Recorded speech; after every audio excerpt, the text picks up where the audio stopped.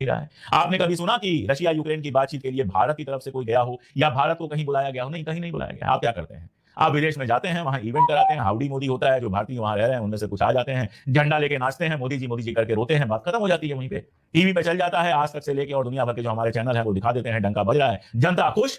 अरे डंका तब बजता है जब दुनिया करारा भी बोल रहे हैं। मलाला यूसुफजई, जो नोबेल प्राइज मिला था, जिनको अफगानिस्तान की लेडी है, जिन्होंने अभी तक 17-18 महीने जबान नहीं खोली थी, वो भी जबान खोल रही हैं, यानी अमेरिकी आका उनको भी इजाजत दे रहे हैं कि भाई तुम भी बोल लो।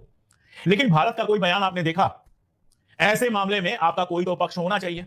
या तो यही खुल के कह दीजिए कि आप इजराइल के साथ खड़े हैं, मरते हैं गजा के बच्चे तो मरने, तो यही खुल के कह दीजिए, कम से कम दुनिया जान जाए कि आप इजराइल के साथ खड़े हैं। या दुनिया में जो ज्यादा इस समय दबाव पड़ रहा है, जिसका ज्यादा असर है, वो ये है कि गजा के अंदर एड जाने दो, बच्चों को मरने से बचाओ, कम से कम ये बोल देते, जो यूरोप बोल रहा है, जो अमेरिका बोल रहा है, जो इंग्लैंड बोल रहा है। आप तो खामोश बैठे हैं, आपका कोई पक्ष ही नहीं है, आप कहते हैं दुनिया में डंका बज रहा है। अरे दुनिया में डंका बजने का मतलब यह होता है कि दुनिया में आपकी बात सुनी जा रही है।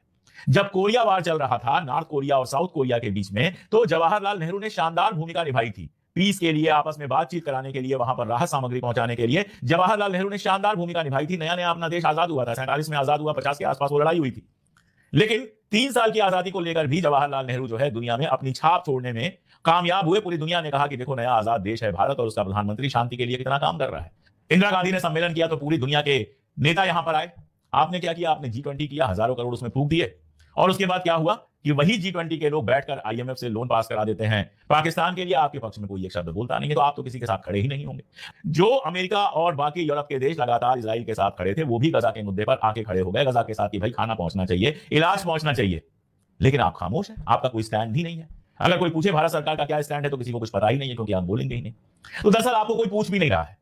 इतनी मीटिंग्स हो रही हैं, इतना सारा डीलिंग हो रही है, चाहे रशिया यूक्रेन के बीच की बातचीत हो, टर्की में मीटिंग हो रही है, कभी कहीं मीटिंग हो रही है, हिंदुस्तान को तो कोई पूछ भी नहीं रहा है। आपने कभी सुना कि रशिया यूक्रेन की बातचीत के लिए भारत की तरफ से कोई गया हो या भारत को कहीं बुलाया गया हो? नहीं, कहीं नहीं बुलाया गया। आप क्या करते हैं? आप विदेश में जाते हैं, वहां इवेंट कराते हैं, हाउडी मोदी होता है, जो भारतीय वहां रह रहे हैं उनमें से कुछ आ जाते हैं, झंडा लेके नाचते हैं, मोदी जी करके रोते हैं, बात खत्म हो जाती है वहीं पे। टीवी पे चल जाता है, आज तक से लेके और दुनिया भर के जो हमारे चैनल है वो दिखा देते हैं, डंका बज रहा है, जनता खुश।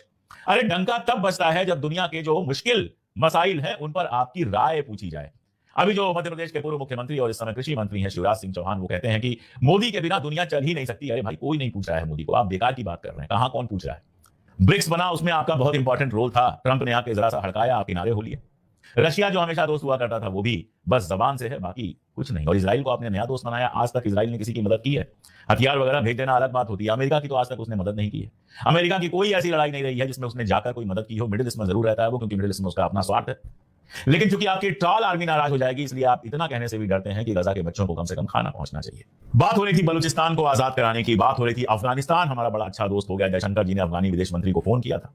3 दिन नहीं बीते, पाकिस्तान के विदेश मंत्री ने फोटो लगा दी। फोटो में कौन कौन है? चाइना के विदेश मंत्री भी हैं, अफगानिस्तान के भी विदेश मंत्री हैं, और खुद इशाक डार जो पाकिस्तान का विदेश मंत्री है वो तो है ही।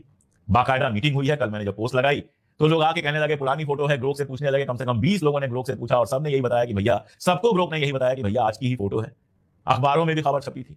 और जो बातचीत हो रही है वो CPEC की बातचीत हो रही है, यानी चीन पाकिस्तान इकोनॉमिक कॉरिडोर। पहले भारत भी इसमें शामिल था, भारत पीछे हट गया इससे।